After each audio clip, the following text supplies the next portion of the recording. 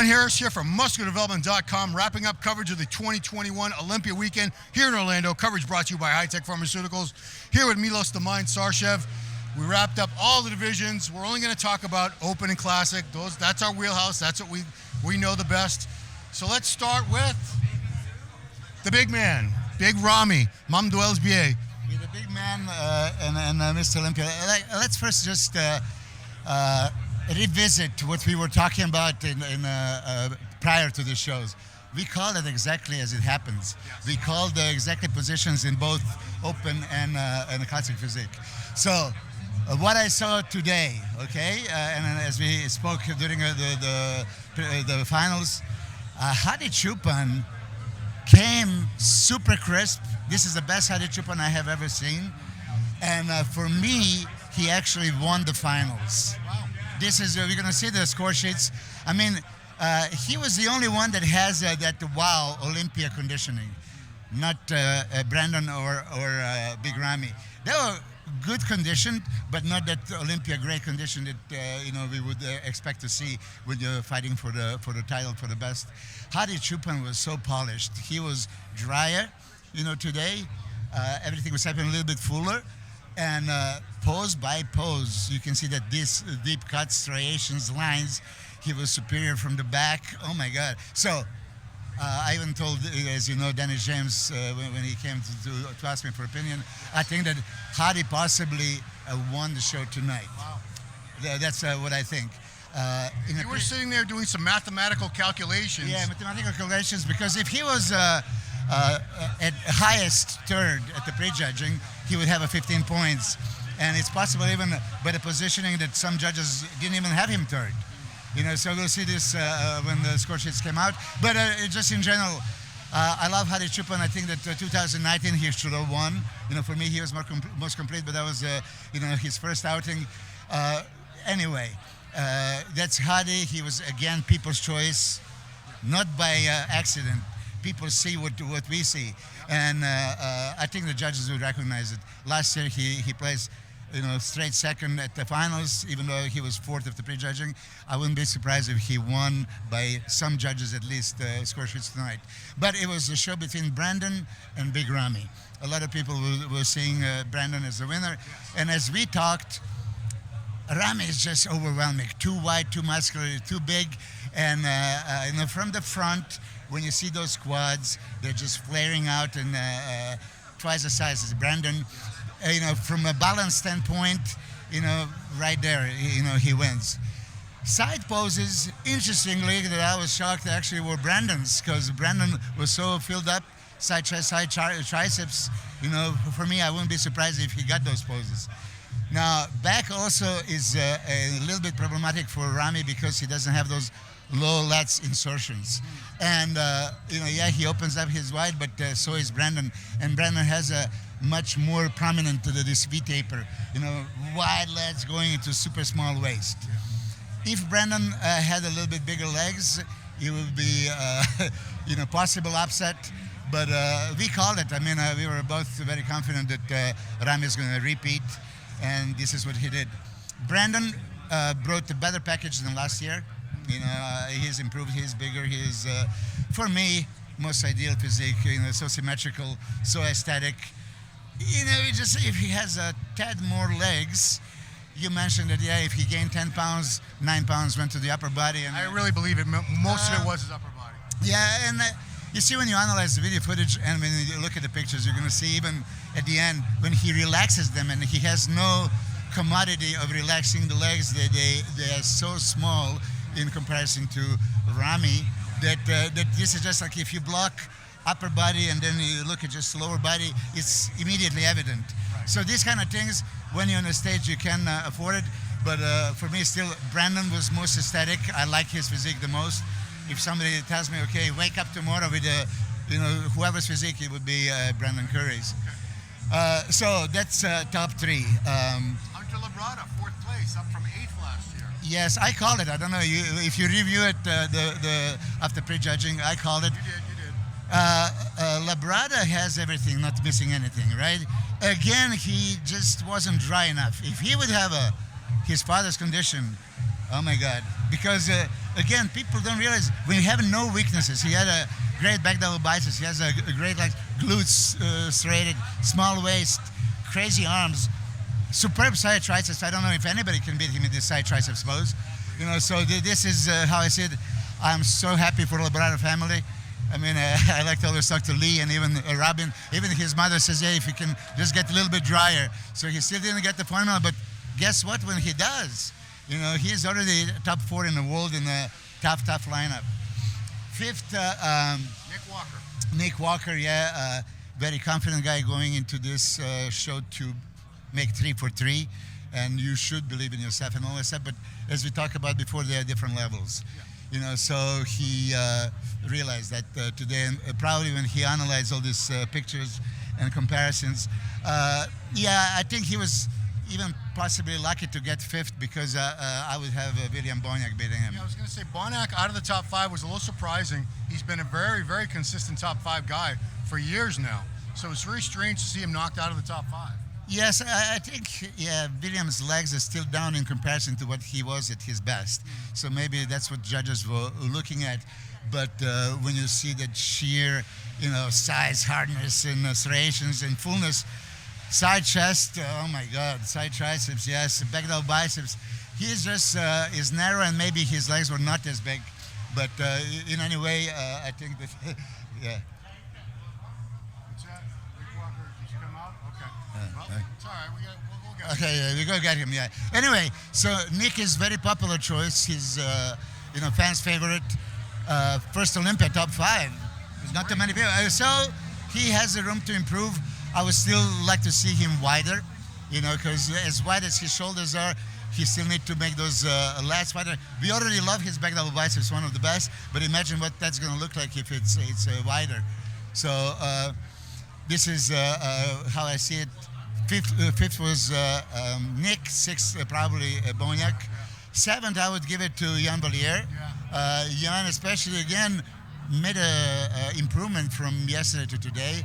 I think he, looked harder. He's, somebody was saying like, oh, he was not conditioned. He was very conditioned, and he was quite full, very impressive. I mean, the side relax pose is probably one of the best. I even actually compare him with the Dorian Yates in that side relax pose. It's really powerful. Yesterday, I forgot to mention Shaban Mohammed, and he dramatically improved, and he earned his top 10 placing. 8th, 9th, and 10th. He can be in whichever order between him, Akeem, and Justin Rodriguez. I would assume that they gave it to Akeem 8th, Justin 9th, and Mohammed 10th. I wouldn't mind seeing Mohammed at 8th. I mean, we're saying this because they only announced top 5, so until the scores come out, we don't know who placed where. Let's talk about Classic Physique. Yeah. We both called it. Some people were actually upset that we said all Chris had to do was show up and win. It was his show to win, but he did it. He got his third Olympia title at 26 years old. We both agreed he looked better last year, but he still looked good enough. But overall package was still enough to keep out all the challengers, Terrence Ruff and Breon Ansley. Top 3 was exactly the same again. Yes. Well, let's put it this way. What he had to go through in the last few weeks, and he talked a little bit about it, it makes complete sense. If he was improving earlier in the year and then he had such adversity to deal with, as he said, he almost quit, So you have to appreciate and respect what he did. I mean, as we said, it would be very hard to dethrone the champ with this kind of structure. For me, even though there are rumors that he was 7-8 pounds heavier, I don't think so. I don't think he was heavier than last year, and he was not in that crisp condition. So Terrence Ruffin and Breon both brought the heat. They were better conditioned than him. Yeah. Okay, so you can see for the first time he was not as confident as they were announcing a winner. There was the first time that maybe he has a little bit of doubt, and pray to God that they're going to call his name. So last year's dominant performance and no worries became a little bit worried, but we understand why. On that note, what he did in his speech, that classy act, I take my hat off to him, to bring George Peterson's into our minds and hearts again tonight was huge. He got the standing ovation, and I salute him as a person. That's champ's character. And I want to say, Terrence Ruffin, best routine of the whole show. Yeah. He brought back that Survivor routine that I saw him do in Toronto a couple years ago, 2017 or 18. Amazing. 4th place, amazing debut at the Olympia for the young kid from Germany, Urs Kalaczynski. I just talk about Urs. I mean, I love the guy. You can see so much passion about it, so much enthusiasm. This is his only 3rd pro show. He already placed 2nd in won Tampa, and then came here and moved up all the way to the 4th place. Oh my God. Similar structure to a Bumstead. He still need to fill it up. Super conditioning, super presentation, and the best smile in the whole industry. I'm happy to be there. So happy to be here. His performance was great. Stage present, absolutely professional. Conditioning, great. And as I talked to Dennis James, but he even gets crazier conditioned, a couple of days before. And when you look at it, striation upon striation. So Urs has a Kalaczynski. Remember that name? Kalaczynski, yeah. Because like Arnold Schwarzenegger back in the day, nobody could pronounce his name. So remember that name. He's a potential that's going to go very far. 23 years old, just a kid. 23. What I didn't mention about 2nd and 3rd, Terrence was so super conditioned. And when he came out and I look at really his structure, that disappearing waist and then sweeping thighs, arguably he had better legs and better abs than Chris Bumstead. And then he was definitely much sharper from the back. As I was saying, in the bodybuilding rules, he would probably beat Chris Bumstead in the back double biceps pose. Shredded glutes, striated, really hard, dense back. But still, there was, that it's so much smaller. And, for me, there was no doubt. That's why we talk about this even, before the show when I said the only way he's going to lose if he falls asleep and doesn't show up. But even after the prejudging, we call him a clean winner. So Terrence was at his all-time best, and Brian was at his all-time best. I mean, I really salute Brian for this kind of conditioning, crazy conditioning. He just, when you look at the classic standpoint, I think that Terrence had a more classic physique, more pronounced V-taper, this crazy abs with the, wide lats. So I see Brian's future in 212 because over there you don't need to be necessarily so classic. You can just be compact, dense, and conditioned. He obviously one of the best conditioned guys for like 5 years in a row. So that's not missing for him. But just structure, I mean, Brian can never beat a guy like Chris Bumstead. So, it's hard to say it, but I call it as it is. And rounding out the top 5, his Olympia debut from Brazil. And Brazil was killing it. They've been killing it the past couple of years in bikini and wellness. And we had Rafael Brandão before, but now we have a really good classic physique pro from Brazil, Ramon Rocha Kezial. It's Ramon anyway. So Ramon, taller guy. Phenomenal. I was very impressed with him. I'd never heard of him before this week. Yeah, I heard of him and I've seen him on Instagram. Phenomenal, structure, great physique. As I said, he was a little bit too full. He was fairly conditioned, but not great conditioned. So all the guys that beat him out-conditioned him. All the 4 guys in front of him, structurally, he has everything. He was a little bit too full, so he's going a little bit more in contest prep for a bodybuilding class, not for a really classic. I think when you have this kind of God-given shape, structure, even coming a little depleted, to have that deeper cuts. For example, his legs, you could see he was just like asking for more, and there was a little bit, there is that great conditioning, great dryness, and then there is good, solid. But this is Mr. Olympia, so at the Mr. Olympia, you have to bring your absolute best. I was impressed with another German guy, I believe Martin. Who else? Mike Sommerfeld was from Germany. Mike, Sommerfeld, yeah. I think that's him right there. Or no, that's somebody else. Never mind. Yeah. Phenomenal physique. Oh my God, I said after prejudging, but also for me, he was, maybe a little bit too full. He's very muscular and thick, but also very classic. I also believe that for him, the way to go to attract more attention would be to be somewhat depleted. Because that shows more striations, more separation. And if you guys analyze a little bit the contest prep, when you are dieting for a contest, you're on low carbs, right? And you all this 4 weeks out, 3 weeks out, 2 weeks out. At any point, you take pictures on the low carbs, right? What do you see? Contest ready. You are ready for stage. You don't need to carb deplete. You don't need to water, sodium load, anything else.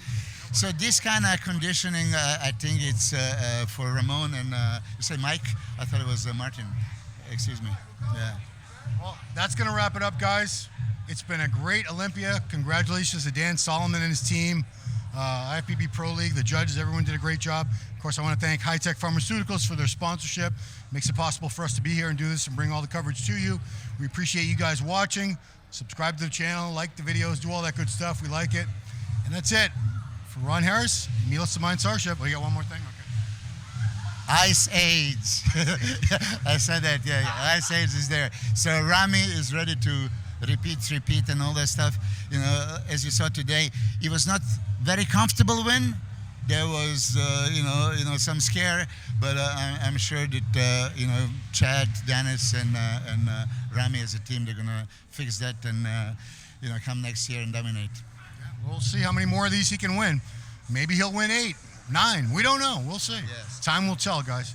All right. That'll wrap it up for our coverage here from Orlando, Florida. Thanks for watching.